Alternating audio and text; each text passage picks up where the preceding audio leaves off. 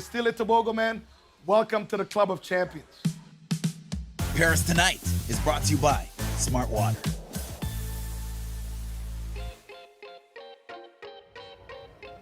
Oh, hey, I didn't expect to see you guys here. Just taking a little break, enjoying my crème brûlée and my café, a little baguette as well. Not a lot of breaks these days. We've been going pretty hard the last 2 weeks. So just wanted to take a quick little respite, if you will. You know who's not getting any breaks at all? No respites, no coffee breaks of any kind?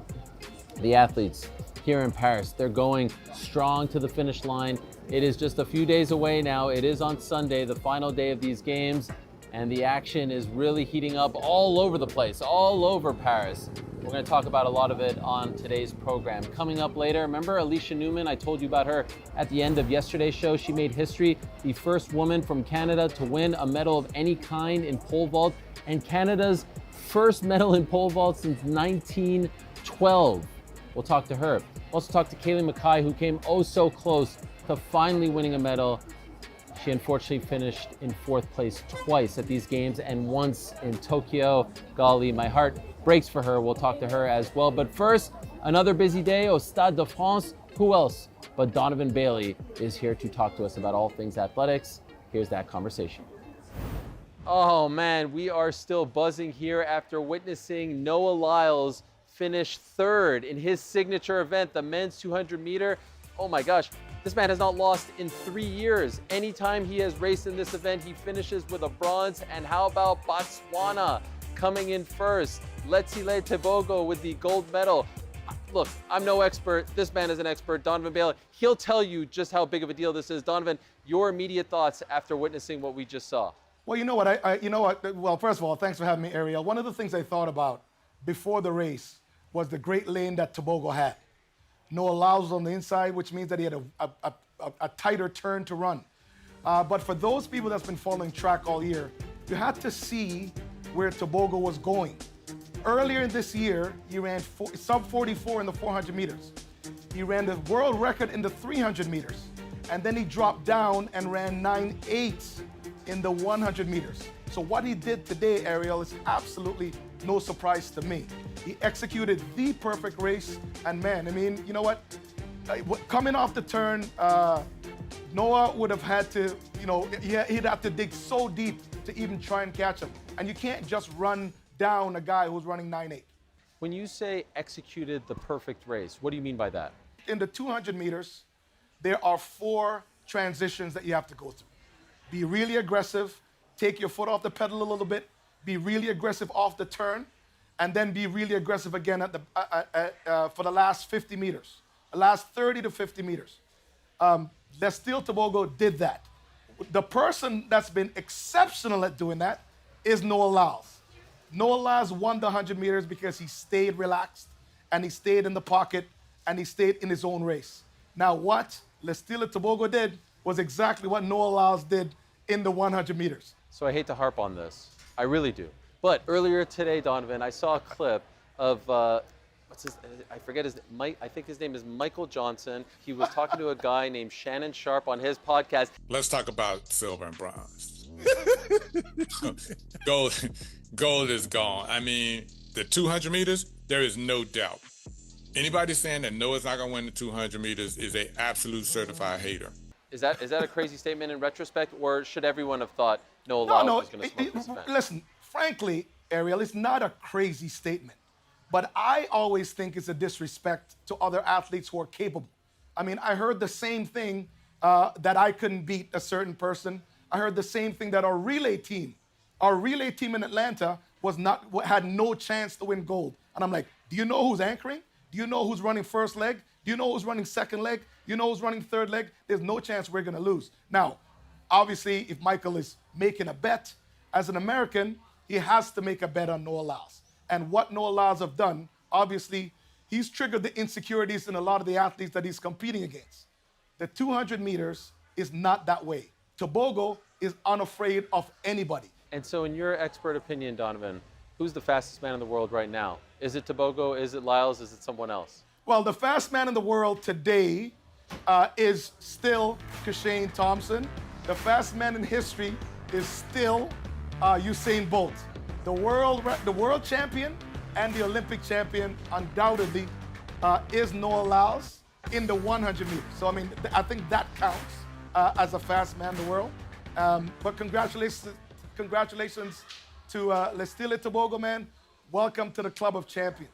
And so tomorrow, a very special day in the 4x100 meters for our country. The men and women are in the final. And so can I put you on the spot, Donovan? I like to do this. It's a bit of a theme.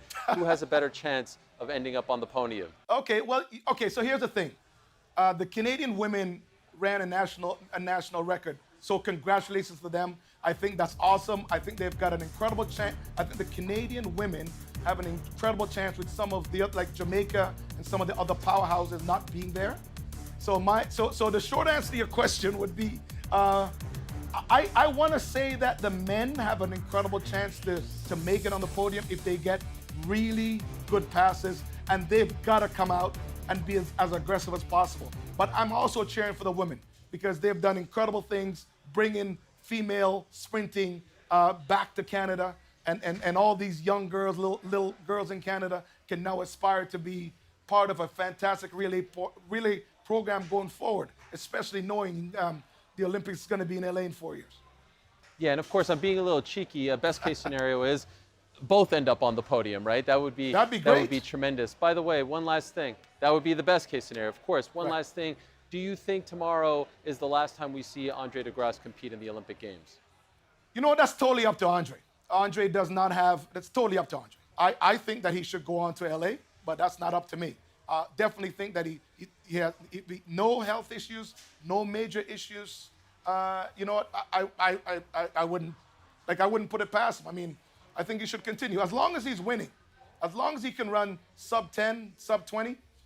You know, that's what a professional does. I mean, he knows he can travel the world and go to the Diamond Leagues and also go to major championships and still make a fantastic living. So why not? I know it's been a tough game for him. I love how supportive you are of him and of all Team Canada. Donovan, an honor once again to have you on the program. Thank you so very much. Not a problem, man. Thanks for having me. Now, moments after the event, both Noah Lyles and Team USA announced that Noah tested positive for COVID just 2 days ago.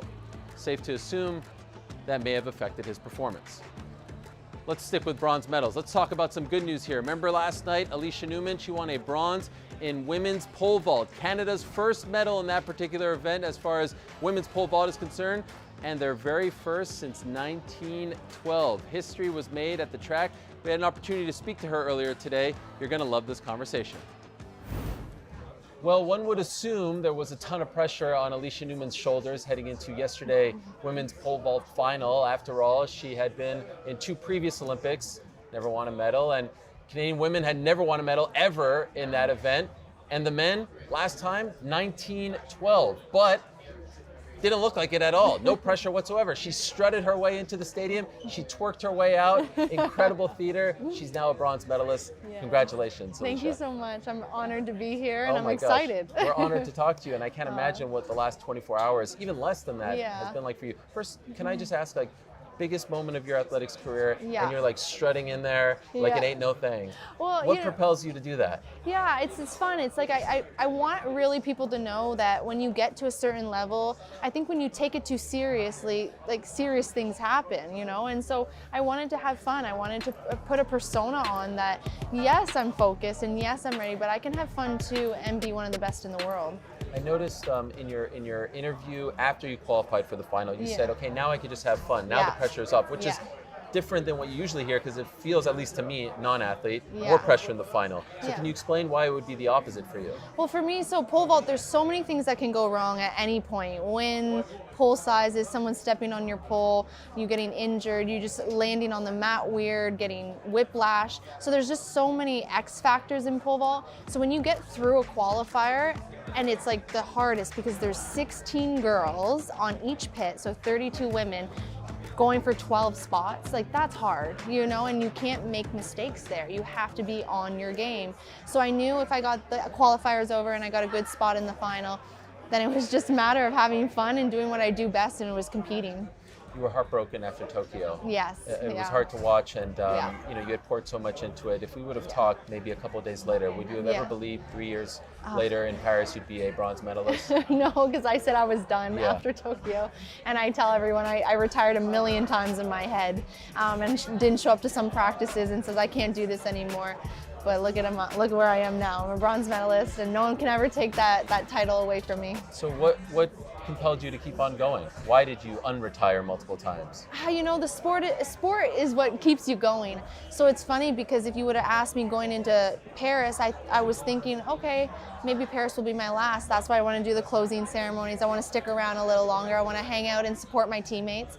But now I'm like, wonder what LA could be like, you know? Like a bronze is awesome, but what's a silver and a gold look like, you know? So I think it's really fun that sport continues to bring you back. It drives you in a different way that I have not felt off the track, and it's free for me, you know? It's not that I have to be there. I get to be there. I get to pole vault, and I get to win medals. It's not I have to anymore. So that's why I'm really enjoying it, and I'm just gonna keep going as long as this body lets me. And you did say yesterday, is this what it feels like? If so, I want more. Yeah. So that led me to believe that you are going to come back. Also, I believe your Instagram bio says keep raising the bar or something to that Yes, effect. yes. So now you have to raise the bar. I know, I have Los to keep Angeles raising is that it. higher bar, right? Yeah. I mean, I have to go back and look at how many records I own from Canada, World Youth to all the way up, but it's getting up there, and 5 meters isn't too far, and 5 meters is very historical for the women's pole vault, and so I would love to it would be the 5th woman to ever do it, and maybe a world record. No, it's not far, 25 centimeters, it's a ruler. Right. I think I could do it. You know, like you said, your resume is incredible, and no Yeah. one can ever take that away from you. Yeah. But correct me if I'm wrong, as a bit of an outsider, Yeah. I feel like some people like to take shots at you and maybe say that you aren't worthy of the hype or the praise or whatever Yeah. attention that you may get. Of course. And so I'm wondering if now you feel validated. Now no one can ever say anything about you. You're an Olympic medalist. Yeah, you know, it's funny because, you know, and I'm going to bring Jeannie Bouchard up because I love Jeannie, and Jeannie and I are close. But they were calling me, you're the Jeannie Bouchard. But I looked at Jeannie Bouchard and I thought she was quite the most incredible athlete. She was my role model growing up, and I loved her swag and her aura. So my friends, my family, my coaches, my agents, if they said something mean, I would take it more personal. But people that I don't know, I have a very good, mind. I'm very strong mentally, that it kind of just rolls off my shoulders, and no one understands what it's like to be in my shoes, and that's why I post what I post, because I want people to understand what I do, and that it's not always just going to be about pole vault. I'm going to go on and I'm going to be an entrepreneur on something else. I'm going to run my own business, and one day I want to be a multimillionaire, you know? Good So for you. at this time in my life, this year, I was a full-blown track athlete, but 2 months from now, hey, I might be a millionaire. Good for you. I hope you are. By the way, okay, so I asked you about the strut, but Yeah. the celebration, the Oh, celly, as yes. the kids say. Do you guys love that? I did. Well, it was very entertaining. What was the inspiration? So I laugh because I'm always injured, right? Yes. And I'm always getting back on the horse. So I said, okay, I gotta scare my coaches because I want them to lighten up. There's photos of them being really serious, and I could feel them really intense. I mean, they've built me into becoming an Olympic medalist, and not a lot of coaches can say that. So I said, I'm gonna fake an injury and then I'm gonna dance after, but it just happened very fluid. I didn't honestly think I'm gonna twerk, but that was just from the grabbing that to getting to the knee with the twerk, it just all worked out in one. Have you seen? There's a women's soccer player who did the same thing after scoring I a haven't goal. seen You haven't that. seen- I thought you were No. doing that. Oh, this She did- games? No, Oh. like maybe a year ago, she did the exact same thing. Oh, Fake the hamstring. maybe and that's then where twerk. it came. Maybe I've seen it in the past, and I I thought it was that, a callback to that. No, Okay. oh my God, I gotta go look at it. Yes, I'll yes, put yes. us together on an Instagram Yes, or that's something. what I thought. Congratulations. It was incredible to watch you compete yesterday. Thank you. And we're all so proud of you. Awesome, thank you so much. Outshine Gold, presented by Lululemon. I've said it now 3 or 4 times during these games, but I continue to be so very impressed with the athletes who don't have to come and talk to us after they're done competing, but they choose to talk about maybe not the greatest moments, some heartbreak, some highs, some lows. It's easy to do so with a medal around your neck, not so much when the circumstances are different. And I could say the same now twice for Caeli McKay. Unfortunately, she finishes 4th in the individual 10-meter platform dive event, and you fought so valiantly. You were so good out there, and I feel, correct me if I'm wrong, despite the fact that we're sitting down for a second time after a 4th place finish, your demeanor is much different than the first time. Yeah. You seem a lot prouder and happier than when we spoke last week. Is that accurate? Yeah, 100%. Although 4th is a little heartbreaking, it's always hard not, having a medal to show when you get home. I put on one of the best performances of my career at an Olympic final, and not very many people in diving get to say that happens or has happened in their career. I mean, like 5 dives that I'm really, really proud of in that final and a really, really good score.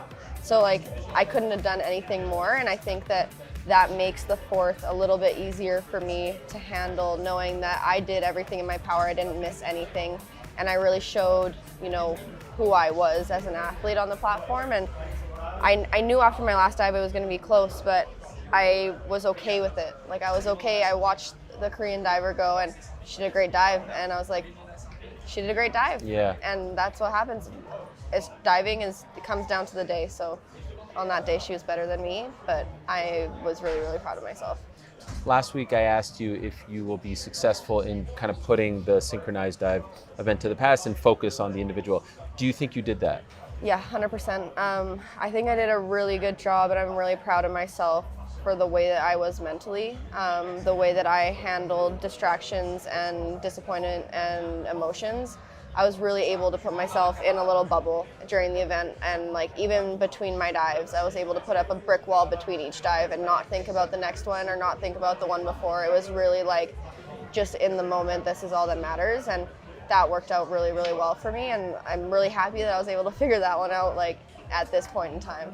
You have great perspective now a couple of days after. What were you like in the immediate aftermath of realizing it was another 4th place finish?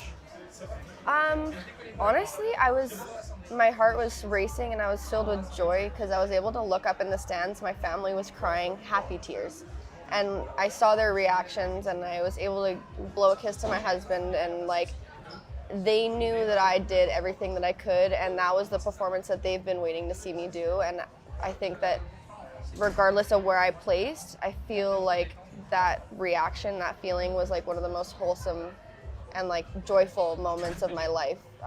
So I don't know how to explain it. It was just so happy.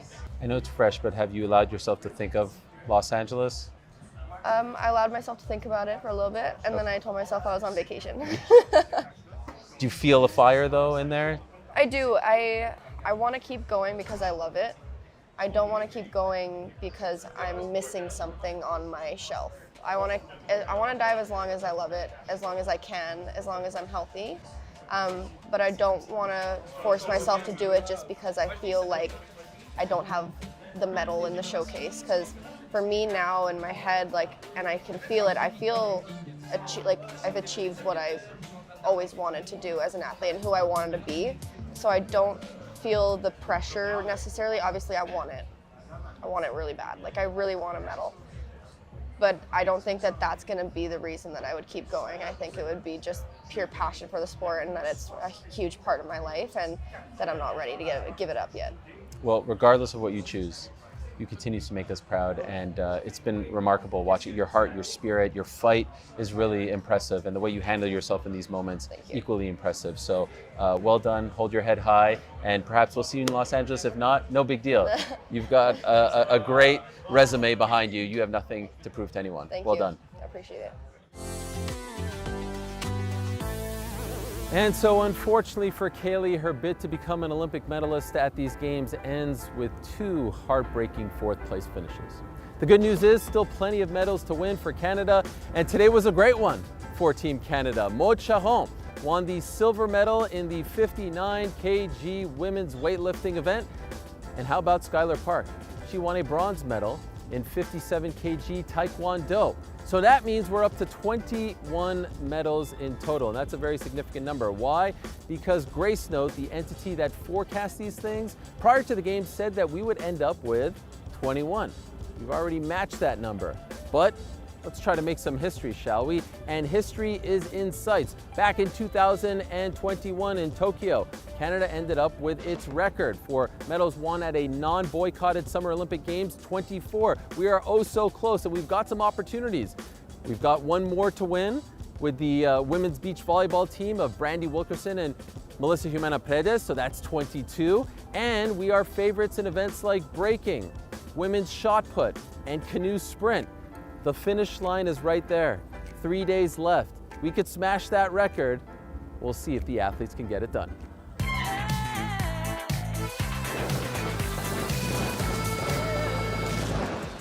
All right, it is nighttime here in Paris. That means it is time to wrap up the day, and that means it's time for everyone's favorite segment of the evening. It is time for my Paris Tonight podium. My 3 favorite moments of the day. We begin with my bronze, and we actually go back to yesterday because this clip only came to my attention today. It has gone viral. It's of the Canadian artistic swim team. They didn't make the podium, but they are the talk of the town, not only here, but all over the world.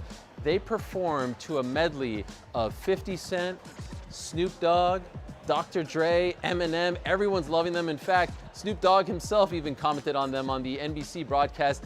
I've been sent this clip about 10 times. Maybe they didn't win a medal. They're by far the hippest and coolest swim team out there. I loved it. I watched it multiple times. Unfortunately, we can't show it to you here because of those pesky IOC rules, but look it up. They did a fantastic job representing in the pool. Well done. Now, we move along to silver, and speaking of representing, what about the French men's basketball team? They shocked the defending World Cup champions, Germany, after Germany beat them quite easily in the group stage. They shocked them, and they are en route to the gold medal game. Yes, and they are familiar with this spot. In fact, in men's basketball, France has 3 medals, all silvers, 1948, 2000, and 2020. So they're looking to go back-to-back, but this time they want that gold. Nevertheless, they're guaranteed at least a silver, and they are guaranteed the first medal of any kind by a host nation in men's basketball since 1996, when the American men won gold in Atlanta. Well done to Wembanyama, Gobert, and all the boys from France. I'm still a little bit salty after that win over Canada, but hey, well done. Bon courage. Now, we go to gold. And how about Jane Dunlop Stevenson of Nova Scotia? She created this masterpiece at Somerville Beach in Nova Scotia in honor of Brooklyn, Nova Scotia's own Sarah Minton, who's competing in the women's shot put final tomorrow. Look at this thing. This is a masterpiece. She deserves all the golds for this. Unbelievable. It took her a couple of tries. She nailed it. I'm sure Sarah has seen it by now. Well done, Jane Dunlop Stevenson. That is a thing of beauty. You should hang that up in the Louvre if you can somehow take that and put it in the Louvre. I don't know. Good luck doing that, but job well done. And that leads us to my one thing to watch tomorrow. And of course, we're talking all things track. The women's shot put final, that's going down tomorrow at the Stade de France. And also, as we talked about earlier with Donovan Bailey, you've got the men's and women's 4x100 relay final. It's going to be great theater once again at the place where all the theater seems to be happening these days, the world famous Stade de France. By the way, all the action kicks off at 1:30 p.m. Eastern Time only on CBC Gem. We'll be there watching. Hope you'll be checking it out as well. All right, that does it for us. Time to go to bed. Bonne nuit from Paris. Paris Tonight is brought to you by Smartwater.